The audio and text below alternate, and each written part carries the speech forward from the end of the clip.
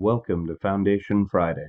The dedication and covenant of silent unity was signed on December 7th, 1892 by Charles and Myrtle Fillmore, founders of the Unity movement. It is unlikely when they signed this covenant that they had any idea how far-reaching unity would be as it evolved into the church we know and love today. We invite you to join us as we explore and share some of the original ideas, teachings, and writings of the men and women who created the foundation of the Unity Church.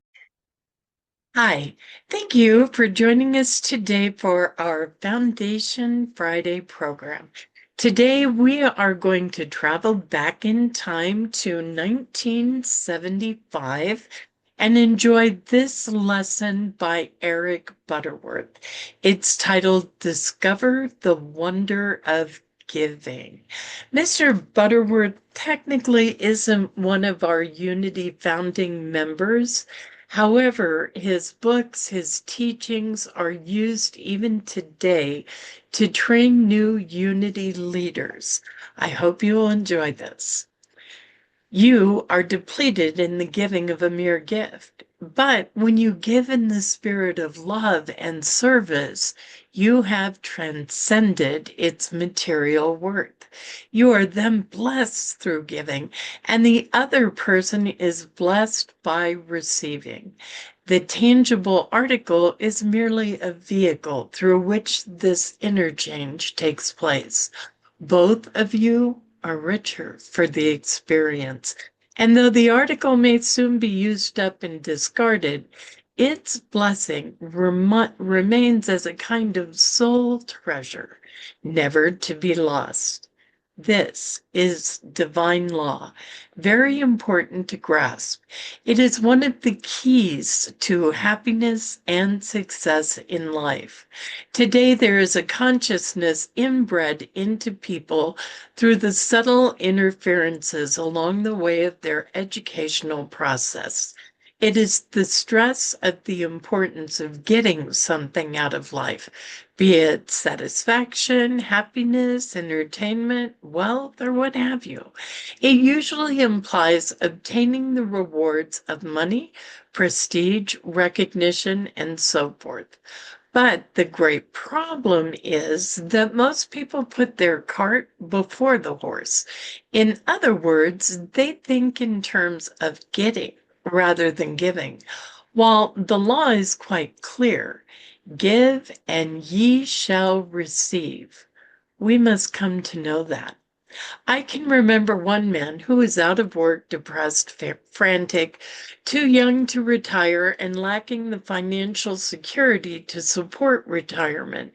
Yet, as far as the world was concerned, he was just too old to get a new job. He took a good look at himself and discovered that he was not really looking for work. He had merely been trying to get on a payroll to ally his sense of insecurity. So he asked himself if there was not something he could do, somewhere that he could give of himself. This was a new concept for him, giving of himself for free instead of for monetary compensation. Anyway, he volunteered his services to a friend who was struggling to get a business started, asking for and receiving no pay. During a few weeks period, he was able to donate a great deal of wisdom gained through his own experience and others to help, so that the business righted itself and went on to do quite nicely. The other thing that happened was that this new activity opened a flow in his own consciousness. He became part of a giving process, and connected to or coincidental to it, he was led to a marvelous position as a consultant in his own field. The man discovered the wonder of giving, and it changed his life. This calls to mind the scriptural story of a lame man who asked alms of Peter and John as they were going into the gate of the temple, which was called Beautiful. Peter said, "Silver and gold I have none, but such as I have I give unto thee." Arise and walk. At this time, the man found himself miraculously cured. Such as I give unto thee. That is the key. Do you give of what you have, whatever that may be? Do you give of yourself? In our times, it is more than likely inferred, gold and silver have I much, so here is my generous gift. Or, silver and gold I have little, so sorry I can't give anything. In both cases, there has been forgotten the wonder of putting ourselves into the gift and thinking of giving as self-givingness. A gift of great financial value may be, indeed frequently is, an ego fulfillment, or it may have been pressured by conformity, or it may simply be considered as an investment. I wonder if we really give until we are sure that we let not the left hand know what the right hand doeth. Jesus instructs us, see thou tell no man, nor should we respect any recognition. This sort of thing is challenging, of course, for a minister to handle. Money, what may well be needed for buildings themselves or expansion of various programs. So what does it really matter if some names are put up on the wall or if a special fuss is made over the donor? Sometimes it is very hard to stick to principle, isn't it? However, the principle is very exacting. I remember this little couplet by John Bunyan. A man there was, and they called him mad. The more he gave, the more he had. This is a principle for giving that creates a need. And by the vacuum law, the need draws the supply and draws it beautifully. Life always adapts itself according to the needs of a plant, an animal, or a man through which it courses. The duck has webbed feet simply because he needs them. The polar bear has a coat of white fur because he needs it to be unseen in the Arctic ice and snow. Bird eggs are oval so that they will roll around in a circle and cannot roll out of the nest. The ditch digger develops bulging muscles because he needs them, while the clerk has scarcely any muscular development because he has no need for it. No strength comes until a legitimate need is set up. The more is used than is apparently to be had. Exercise actually tears down muscle cells, but it establishes a need for more strength.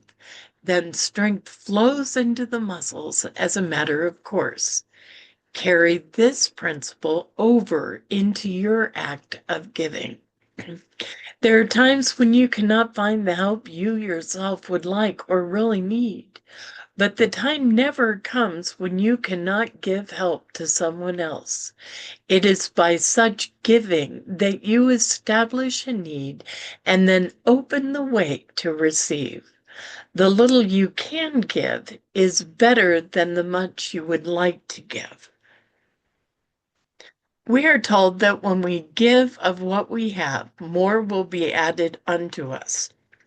But if we withhold, fearing that our supply will be depleted or that what we have is of no value, then that which we have is of no value and will be taken away or rendered useless.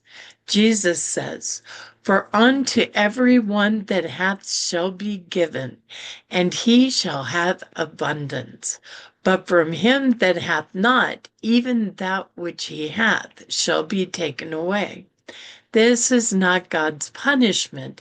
It is the divine law of increase in action. Everything increases and multiplies with use. The giving of ourselves is another important facet of this principle. Let your light shine. Let your sensitivity to life express itself in kindness, in love, and understanding. Often our hearts go out to someone, but afraid of being misunderstood, we choke back the impulse to say what we feel. Some refrain from words of appreciation lest others become conceited. Employers fear being asked for a raise or more time off. A tendency to be hypercritical comes from feelings of inferiority. It is an attempt to pull people down to our level. But know the cosmic truth that whenever or wherever anyone rises to greatness, something great is fulfilled in us too. When you appreciate what they do, you become their equal. The most fortunate people in the world are those who have the capacity to appreciate others around them and all the other manifestations of their environment. How better can we get into this consciousness of giving than by taking the thought of Namaskar? I salute the divinity in you. Get the thought of sharing a bit of love, understanding, blessing, thoughtfulness with every single person. Seek ways of actually helping. The little you do is better than the lot you say you wish you could do. Giving the idea of peace and love and understanding is the greatest demonstration of the law of increase, losing nothing and gaining much. When we get into this kind of conscious giving, it becomes a flow in our lives, and we find it easy to give our substance and our efforts and our time. We see a tremendous return because of the law of give, and you will receive. That ends our lesson today by Eric Butterworth.